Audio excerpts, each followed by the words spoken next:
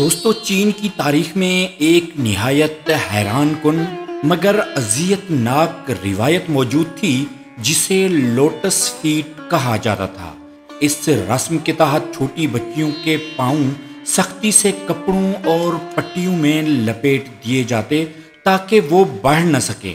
وقت کے ساتھ ان کے پاؤں چھوٹے، مڑے ہوئے اور کمل کے پھول کی شکل کے جیسے دکھائی دیتے۔ اس دور کے معاشرے میں یہ خوبصورتی اور نازکی کی علامت مانا جاتا تھا۔ یہ رواج تقریباً 1000 سال تک برقرار رہا، 10ویں صدی سے شروع ہو کر 20ویں صدی کے آغاز تک۔ لیکن حقیقت میں یہ عمل درد، اذیت اور مستقل معذوری کا سبب بنتا تھا۔